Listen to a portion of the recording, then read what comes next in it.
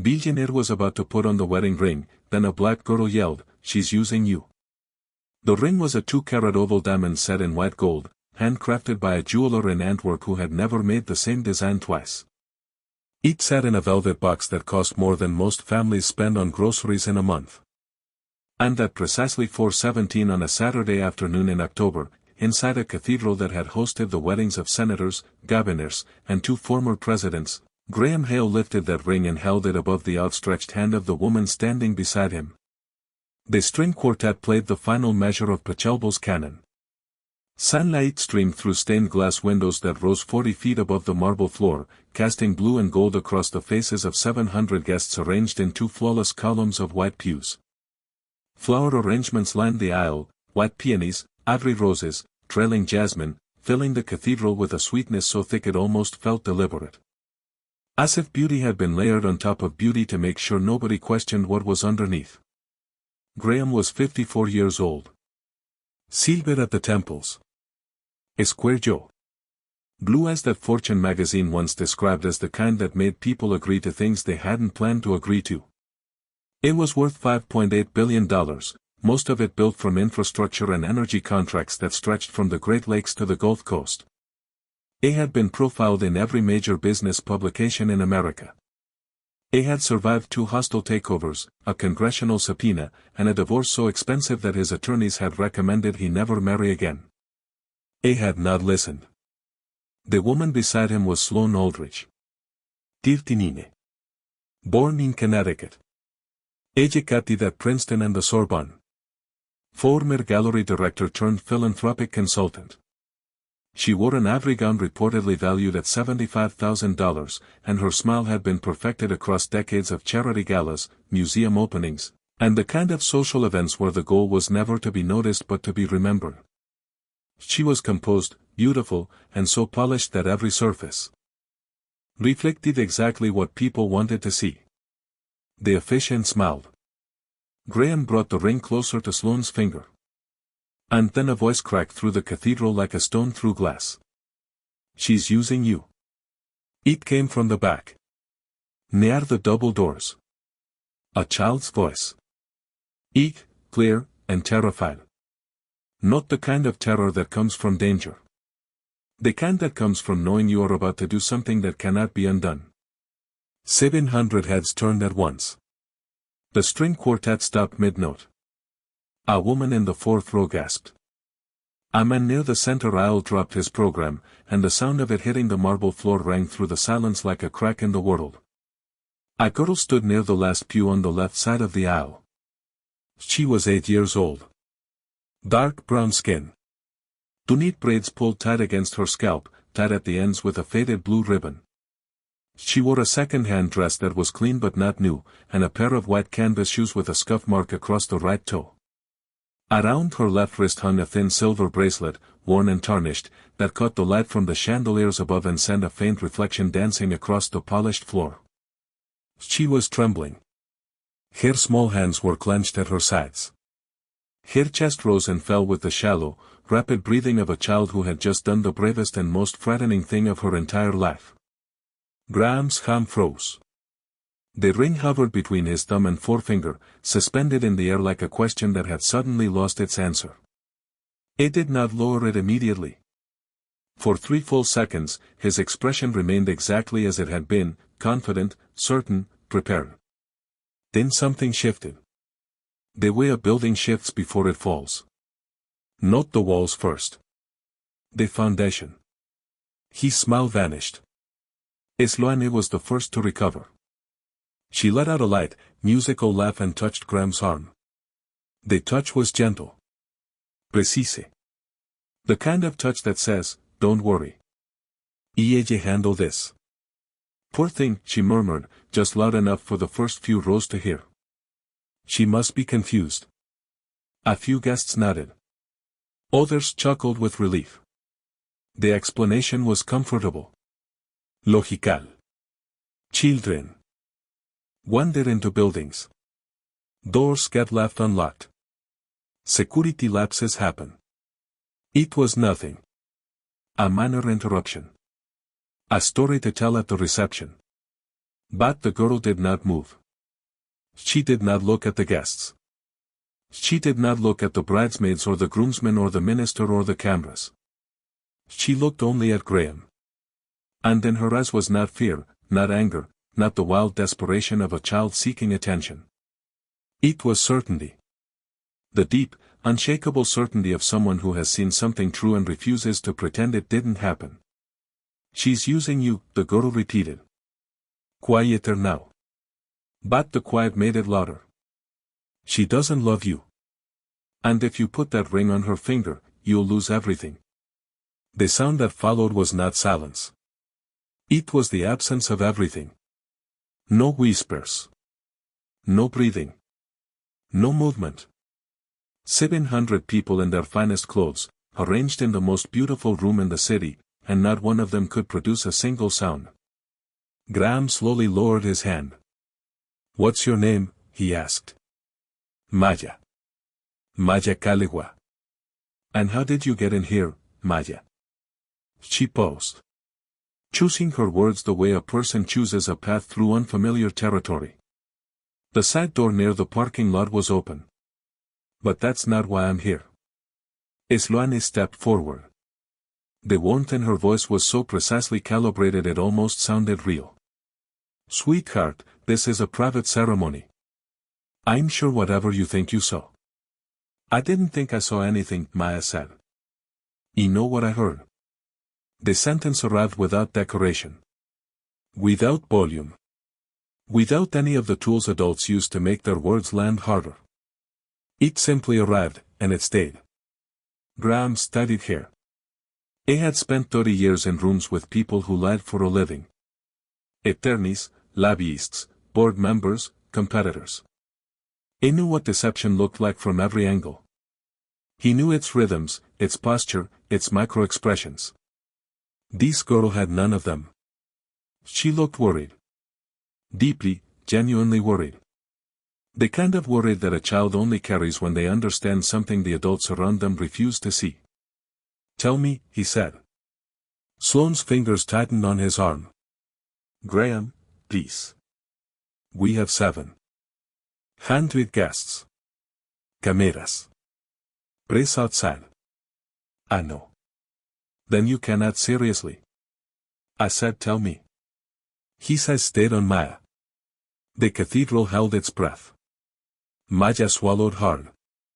4 nights ago, I was at the Hale Foundation building. I go there after school sometimes for the tutoring program.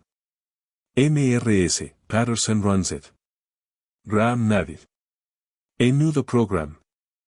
I was waiting in the hallway because Mrs. Patterson was still in a meeting. The office at the end of the hall, the door was open, just a little bit. And I heard Miss Sloane talking to someone on the phone. Sloane folded her arms. "I take dozens of calls every day," she said. "Once the wedding is finished, everything becomes easier." Maya's voice trembled, but she kept going. "And then the other person said something about $500 million. The words fell into the room like stones into still water. Ripples moved through the pews. Whispers began and died and began again. Someone in the 5th row stood up and then sat back down, as if the act of standing might clarify what they had just heard. Sloane recovered quickly. Her composure returned like a mask being pressed back into place. "That sentence means nothing by itself. The Foundation Board has been discussing expansion initiatives for months. Anyone could take a few words out of context and turn them into something they're not." An older man in the 2nd row stood. Tall, silver-haired, with the measured posture of someone who had spent decades weighing every word before he spoke it. Charles Winslow. One of Graham's longest-serving Foundation trustees. A man who had worked alongside Graham's father before Graham himself had ever set foot in a boardroom. "If I may," Charles said carefully. "I attended every board meeting for the past 18 months. Every single one. There has been no discussion, formal or informal, involving expansion projects worth $500 million. The whispers died instantly. Replaced by something harder. Something that felt like the first shift in temperature before a storm arrives. Sloane turned toward him. Her smile remained, but it had lost its warmth. Charles, you were not present for every informal conversation. Perhaps not, Charles replied. But I would remember a number that large. Anyone would. Graham slowly closed the velvet ring box. The soft click echoed through the cathedral like a lock turning shut. Several guests inhaled at the sound. The finality of it changed the room in a way that no amount of words had managed to. Sloane watched the box close. Something moved behind her eyes. Not panic. Something more controlled. The rapid, invisible recalculation of a person whose plan has just encountered an obstacle in a place where no obstacles were supposed to exist. Graham, she said softly, reaching for his arm. You cannot seriously be entertaining accusations from a child. But Maya was not finished. She had come too far and carried too much to stop now. There's something else. Avery had turned toward her once more. Sloane's hand froze in midair. The night I heard the phone call, Miss Sloane wasn't alone in the building. Someone else was in the office with her. A man. Though. Gray suit. It looked important. When he left the room, he was walking fast, like he was late for something. And when he went through the door, Maya paused. It dropped something. Sloane's face went white. Not gradually. Instantly. As if a switch had been thrown somewhere inside her. Maya reached into the pocket of her dress and pulled out a small gold key attached to a faded black tag. She held it up, and the chandelier light caught the metal surface and sent a brief flash across the marble floor. The moment Sloane saw it, her lips parted. No sound came out. Her eyes locked onto the key with the intensity of someone who recognizes an object they have spent a very long time looking for. Graham looked at the key. Then at Sloane. Then at the key again. You recognize it, he said. Sloane shook her head quickly. No. Then why did your face change the moment she held it up? No answer. The silence stretched for 5 full seconds. In a cathedral, in front of 700 witnesses, 5 seconds of silence is an ocean. Graham stepped down from the altar. The ring box disappeared into his jacket pocket. He extended his hand toward Maya. May I see it? She placed it in his palm. The key. With a smile. Old. Heavier than it looked. The black tag was soft from years of handling. Near the bottom, a faded number was barely visible. 314. Graham went completely still. His breathing changed. His posture shifted. Charles saw it immediately. You know what that is? Graham nodded slowly. It's a storage unit key. My father rented Unit 314 at a private facility outside the city. He set it up nearly 20 years ago after he died. The key vanished. We searched everywhere. The account disappeared from every record we could find. He turned to Sloane. You asked me about my father's storage accounts 3 times in the past 4 months. At the time I thought it was casual curiosity. A passing interest in family history. Sloane said nothing. It wasn't, was it? The cathedral held its breath. 700 guests. A minister frozen at the altar. A flower girl hiding behind her mother's leg in the front row. And the billionaire holding a key that an 8-year-old girl had picked up from a hallway floor 4 nights ago. Graham made his decision. The wedding is postponed. The reaction was seismic. Gasps erupted across the cathedral. Chairs creaked as people shifted. A photographer near the aisle lifted his camera and then lowered it, as if even documenting this moment felt like trespassing. Sloane reached for Graham's arm. You are not walking away from this altar. Graham looked at her. His expression held no anger. No accusation. Only the devastating calm of a man who has decided to find the truth before he decides what to feel about it. I'm not walking away, he said. I'm looking for answers. And I think it's time we find out what's inside Unit 314. The rain started falling as they left the cathedral through a side entrance. Not the dramatic downpour. A steady, patient rain, the kind Chicago wears in October like a gray coat that it never takes off. Graham, Maya, and Charles climbed into a black SUV while a security detail followed in a second vehicle. The driver pulled away without asking where they were going. He had worked for the Hale family long enough to know that silence was part of the job description. Sloane's calls began immediately. 6 in the first 10 minutes. Graham watched the screen light up each time, her name glowing in the dim interior of the vehicle. He didn't answer. Not because he was angry. Because he didn't trust himself to hear her voice and remain objective. And right now, objectivity was the only thing standing between him and a decision he might regret. Maya sat in the back seat with her hands folded in her lap. The silver bracelet rested against her wrist, catching the passing streetlights in brief silver flashes.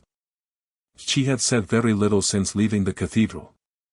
The adrenaline that had carried her down the aisle and given her the courage to shout those words in front of 700 strangers had faded, and what remained was the quiet exhaustion of a child who had done something enormous and was still trying to understand what it meant. Charlie sat in the front passenger seat, reviewing records on a tablet. His face was lit by the screen's glow, his expression shifting as he searched through old Foundation documents for any mention of Unit 314. Nothing, he said finally. The unit was never listed in any Foundation inventory. Whatever your father stored there, he kept it completely separate from the official records.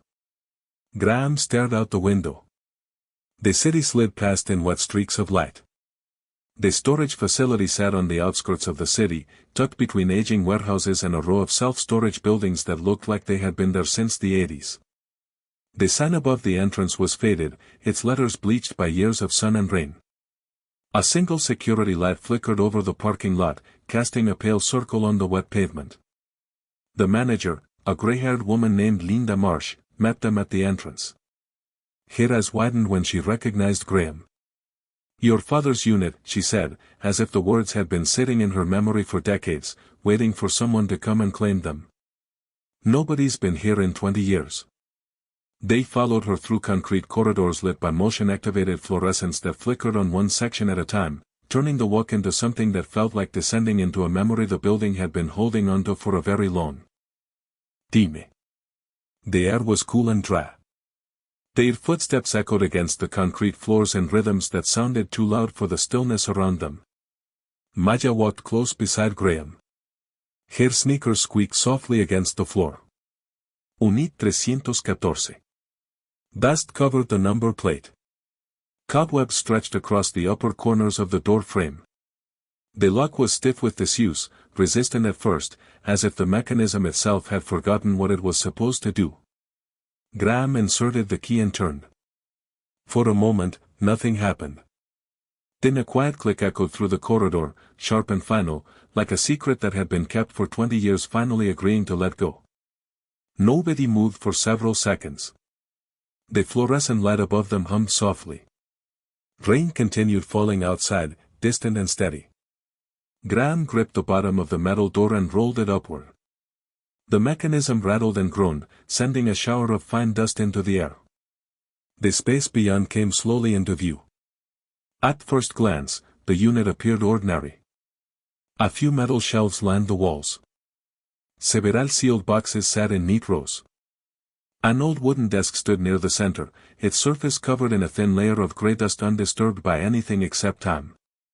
Nothing about the room suggested it had been worth hiding for 2 decades. Then Maya pointed toward the back wall. What's that? A framed photograph hung above the top shelf, partially obscured by shadow. Graham stepped closer and felt something shift inside him, not in the room, but in his understanding of his own life.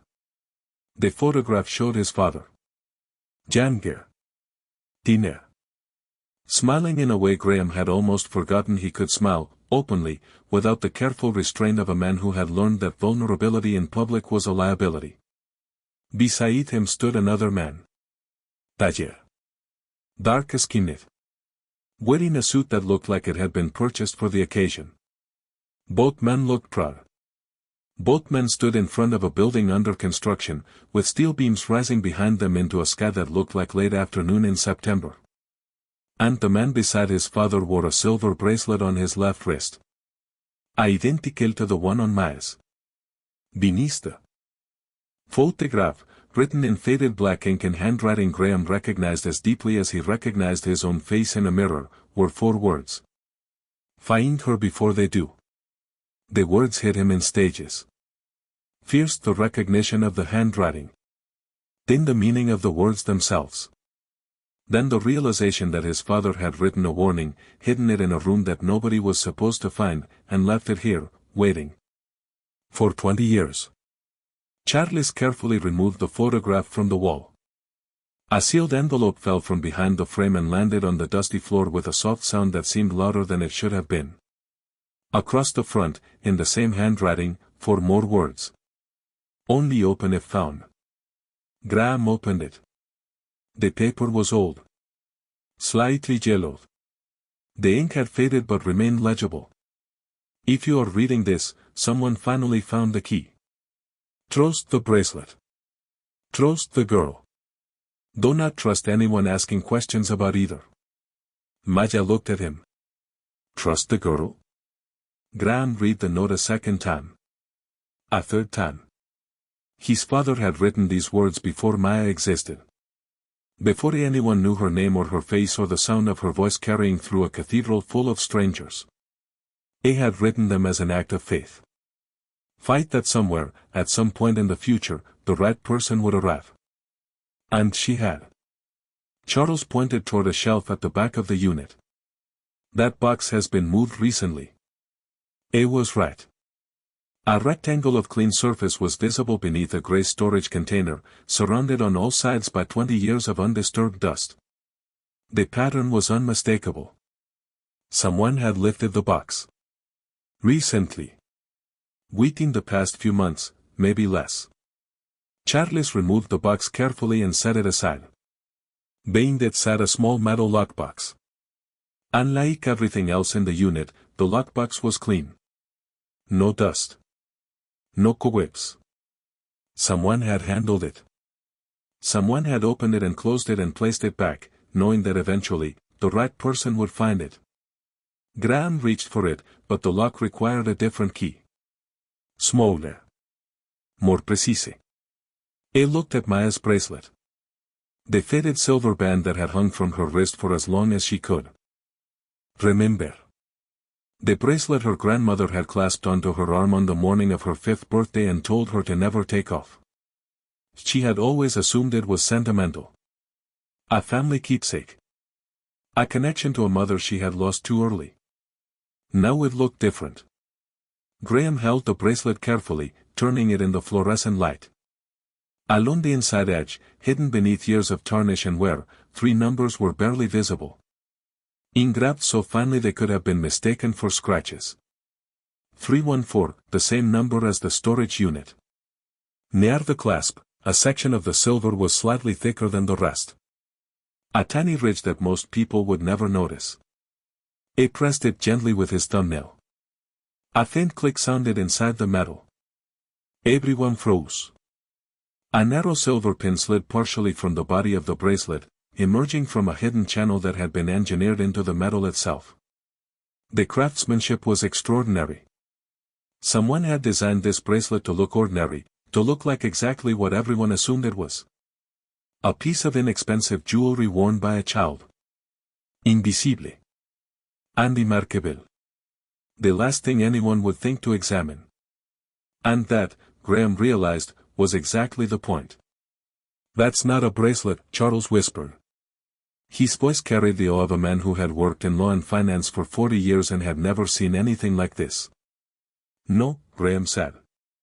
It's a key. Maya stared at it with wide eyes. For years she had worn it without knowing.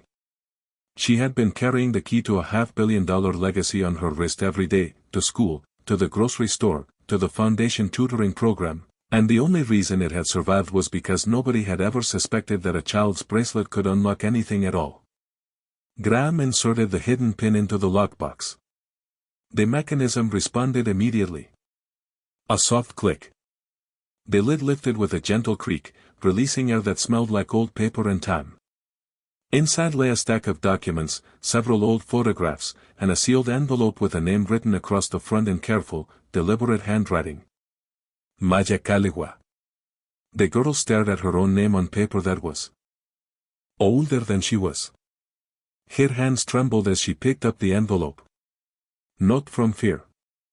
From the overwhelming weight of discovering that someone you never met had thought about you, planned for you, and placed your name inside a hidden box in a storage room on the edge of a city, and then waited 20 years for you to find it. A photograph slipped out first. A young woman, standing beside the same man from the framed picture on the wall. Around the woman's wrist was the identical bracelet. And the woman's face, the curve of her jaw, the shape of her eyes, the angle of her smile, was the same face Maya saw every night in the photograph on her grandmother's nightstand. "That's my mama," she whispered. The letter inside was written in the same hand as the notes Graham's father had left behind. "If this letter reaches you, it means the promise was kept. Your family protected something very important, even when powerful people wanted it to disappear. The bracelet was never meant to be valuable because of money. It is valuable because it identifies the rightful guardian of Project Cornerstone. Project Cornerstone was created to protect $500 million designated exclusively for children in underserved communities across America. No corporation can own it. No board can control it.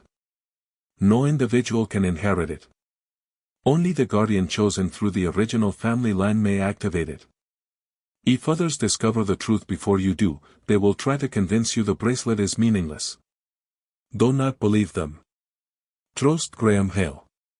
His father helped protect this secret when nobody else would." Graham read the words 3 times. Each time they weighed more. Each time they rearranged something inside him that he had assumed was permanent. His father and Maya's family had built something together. Not a company.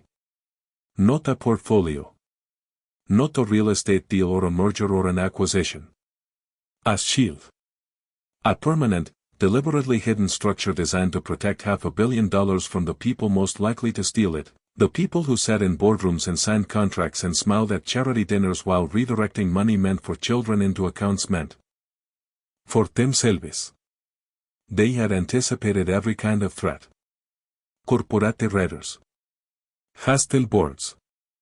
Ambitious executives. Even family members who might one day prioritize inheritance over purpose. The only threat they hadn't anticipated was love. Or what looked like love. Graham set the letter down and stared at it. 20 years of his life suddenly looked different. Every decision his father had made, the trusts he established, the records he kept separate, the storage unit he rented under an account that couldn't be traced through normal channels, all of it made sense now. He hadn't been hiding money.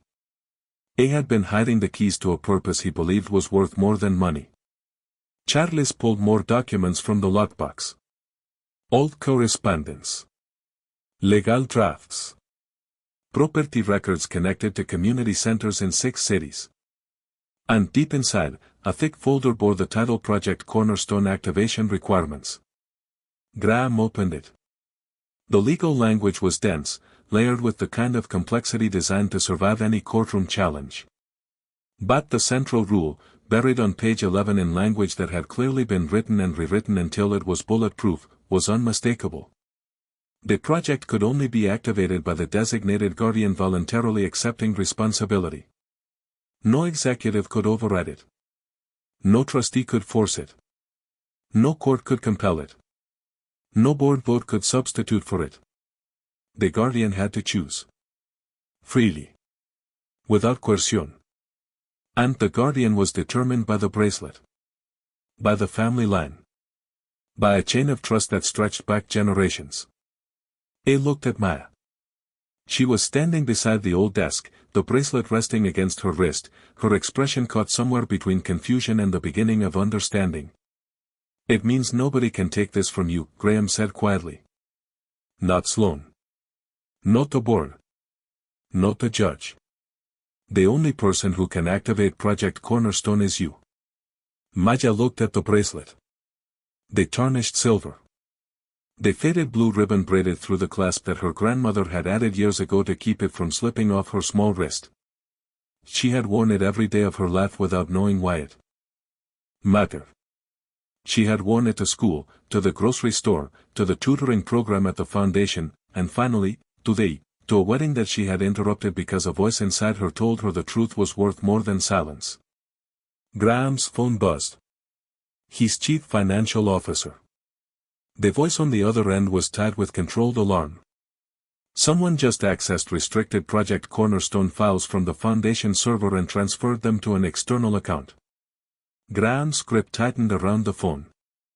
Who authorized the transfer? According to the access logs. Sloane Aldridge. The name landed like a gavel. Everything Sloane had ever said to him. Every question about the bracelet. Every casual inquiry about his father's storage accounts. Every late-night phone call she took in the other room. Every time she offered to buy a piece of tarnished silver from an 8-year-old girl for a price that should have seemed suspicious. All of it, every gesture, every smile, every whispered promise, had been architecture. Carefully designed, carefully timed, moving toward this exact moment. Charles looked at Graham. She knew. She knew enough, Graham said. Not everything. But enough to know what was valuable and where to start looking. His phone buzzed again. A security image from the Foundation headquarters. Sloane inside a private conference room. Not alone. 3 men at the table with her. One of them caught Graham's attention instantly. He grabbed the framed photograph from the shelf and held it beside his phone. The same face. 20 years older. Gray hair now. But unmistakable. The man from the photograph. The man who had stood beside his father. Wearing a silver bracelet on his wrist. Jonathan Keller, Charles said, his voice barely above a whisper. He had been cross-referencing Foundation records on his tablet throughout the evening, and he had finally found a single mention buried inside a document from 2 decades earlier. He was your father's original co-architect. The man who helped design the entire charitable trust structure. It disappeared from official records 15 years ago. No resignation letter. No forwarding information. No explanation from anyone on the board. It simply vanished. He didn't disappear, Graham said slowly. He went underground. To protect the project. To protect her. He looked at Maya. She looked back. The bracelet rested against her wrist, catching the fluorescent light. The surveillance footage on Graham's phone showed Jonathan refusing a folder Sloane pushed across the conference table. He shook his head repeatedly. His posture was rigid, defensive, the body language of a man drawing a line in concrete. Then he wrote something on a piece of paper and slid it toward Sloane. She read it. Her expression changed completely. For the first time in any image Graham had ever seen of her, her mask fell away. What remained underneath was not composure. It was fear. Real, unmanufactured fear. The kind that appears when someone realizes the game they've been playing has just moved beyond their control. The camera was too far away to read the words on the paper. But Graham already knew what they said. The same 4 words his father had written beneath the photograph on the storage unit wall. Find her before they do. 2 messages. 2 men. 20 years apart. The same warning echoing across generations like a voice calling through a tunnel. Which meant the danger Graham's father had seen coming when he built the safeguards and hid the bracelet and sealed the lockbox had never gone away. It had waited. Patiently. Silently. The way ambition always waits for the right door to open. And Sloane had nearly opened it. They drove to the address Jonathan Keller eventually sent through an encrypted message to Charles's phone. A community center on the south side. Small. Brick. Built on a corner lot between a laundromat and a barbershop. A faded basketball court stood beside it, its lines barely visible beneath years of weather and use. Children's artwork decorated the front windows, crayon drawings of houses and families and bright yellow suns. The kind of place that powerful people drove past without seeing. The kind of place that existed because someone had refused to let it disappear. Jonathan was waiting on the front steps. He looked older than the man in the photograph. His hair had gone fully gray. Lines creased his face in patterns that spoke of years spent thinking about problems that had no easy solutions. But his eyes were the same as in the picture, tired and watchful and carrying the particular sadness of someone who has been protecting something for so long that the weight has become part of who they are. When he saw Maya, his expression changed. Not with surprise. With recognition. The kind that has nothing to do with having met someone before and everything to do with having waited for them to arrive. "We finally found you," he said quietly. Maya tightened her grip on the bracelet. "You know who I am? I've known about you since the day you were born." He led them inside. Past bookshelves overflowing with children's novels. Past a wall covered in family photographs and hand-drawn artwork. Past a room where volunteer tutors worked with children at small tables, their heads bent over math worksheets and reading exercises. The building smelled like floor wax and old books and the particular warmth of a place where someone had been taking care of people for a very long time. Jonathan stopped in front of a framed picture showing dozens of smiling children standing in front of a newly built community library. So many of them were missing teeth. So many of them were holding certificates. All of them were grinning like the world had just given them something they hadn't expected. "This is Project Cornerstone," he said. Graham frowned. "The project is a $500 million fund." "No," Jonathan replied.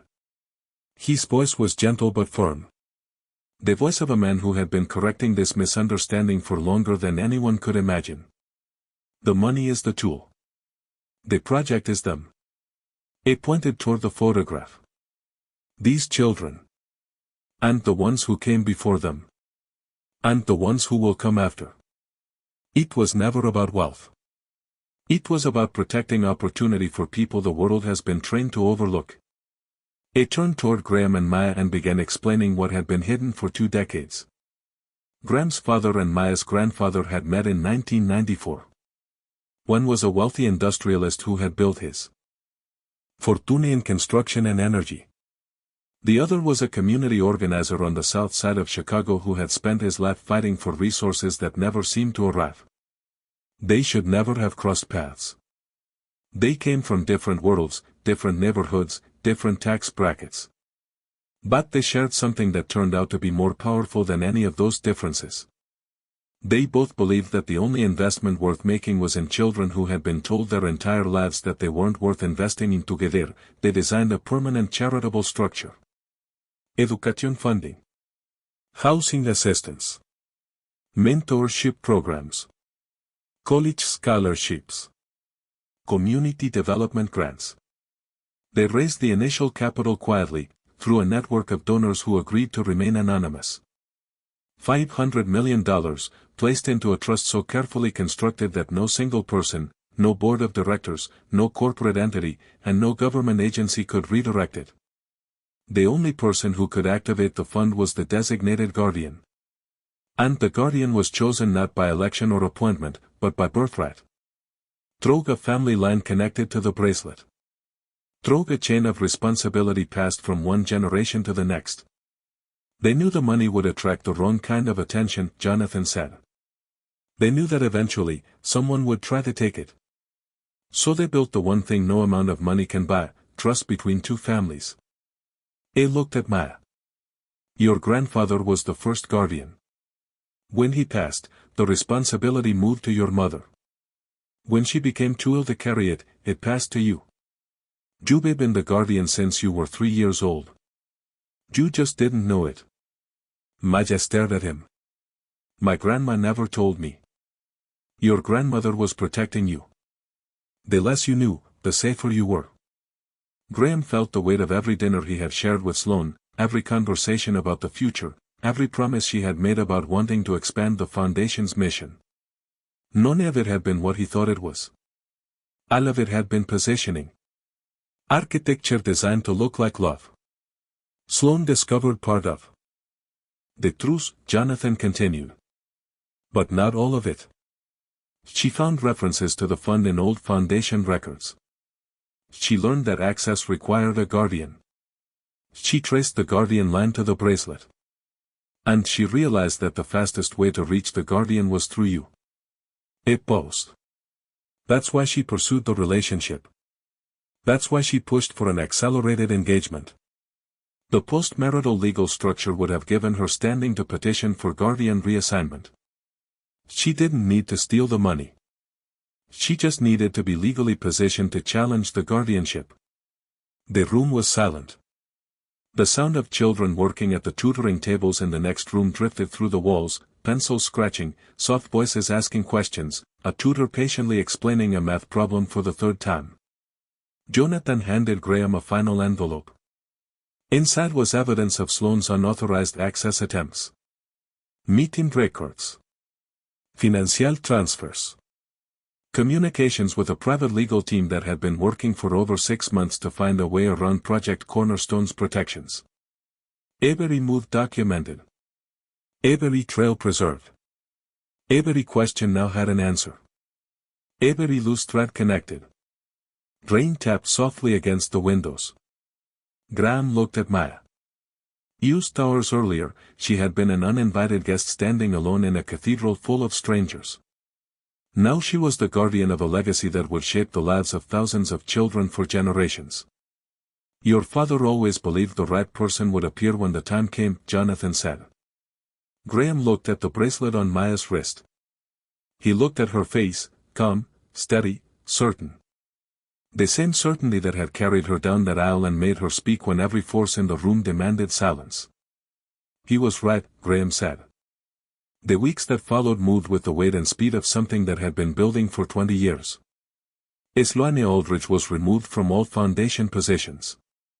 Federal investigators were contacted regarding the unauthorized file transfers and the fraudulent access to Project Cornerstone's restricted accounts. Her legal team mounted a defense built on ambiguity and deniability, but the paper trail was too deep and the evidence too clear. Charges followed within the month.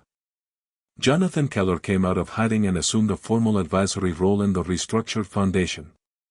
The board was reorganized. New transparency protocols were established. The compromised members quietly resigned under the pressure of an internal review that left no corner unexamined. Project Cornerstone was formally activated for the first time in its 20-year existence. Not in a boardroom. Not at a press conference. In the same community center where Jonathan Keller had spent the last 15 years quietly keeping the mission alive with whatever resources he could find. Maya signed the activation document at a small wooden table surrounded by bookshelves. She used a pen that had once belonged to her grandfather. Charles witnessed it. Graham countersigned as the family partner. Jonathan stood beside them with the expression of a man who had been waiting a very long time for something he was never sure would actually happen. The initial grants funded literacy programs in 12 cities, housing assistance for over 400 families, mentorship programs in 23 school districts, and college scholarships for young people who had never been told their futures were worth investing in. The money moved the way Graham's father and Maya's grandfather had always intended it to move, quietly, directly, into the hands and the communities that needed it most. But the moment people remembered, the moment that became the story everyone told and retold until it took on a life of its own, happened on a quiet Wednesday morning in the lobby of the Hale Foundation headquarters. A small ceremony. No cameras. No press. No 700 guests in designer suits. Just Graham, Charles, Jonathan, a handful of trusted employees, and one 8-year-old girl wearing a clean dress, new shoes, and a silver bracelet that had traveled through 3 generations to reach her wrist. A bronze plaque was mounted on the wall beside the main entrance. At the top, a name was engraved in simple, clean letters. Maya Caligua. Beneath it, a single sentence. The truth doesn't need permission. It only needs someone brave enough to speak it. Every morning after that, as employees walked through the lobby on their way to meetings and phone calls and strategic reviews, they passed that plaque. Some paused. Some touched it. Some simply read the words and carried them into rooms where decisions were made and money was moved and power was exercised, rooms where the temptation to stay silent was always present and always loud. And somewhere on the south side of Chicago, in a small apartment above a corner store where the radiator clanked in the mornings and the kitchen smelled like cinnamon and coffee, an 8-year-old girl sat at a table doing homework.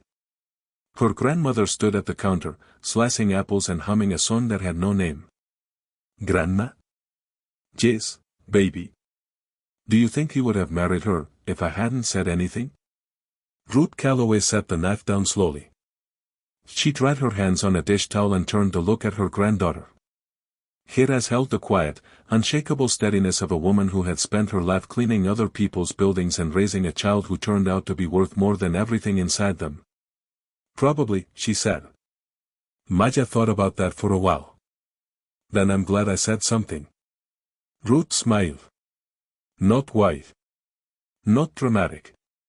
The kind of smile that carries decades of knowing inside it. The kind that says, I always knew you had it in you, even before you did. So am I, baby, she said softly.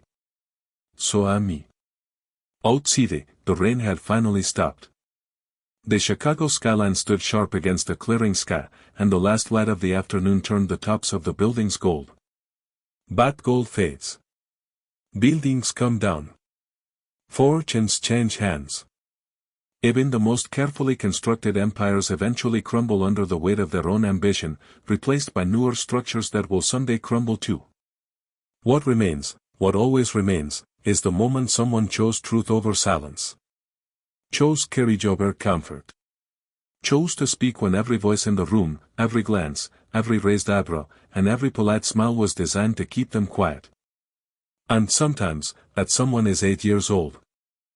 Standing in a cathedral doorway in a second-hand dress and canvas shoes. Wearing a bracelet she never understood, until the day she understood everything. She spoke. And because she spoke, everything changed. Not just for the billionaire at the altar. Not just for the children who would receive the scholarships and the mentorship and the housing and the hope. But for every person who would ever hear the story and think, maybe I should speak too.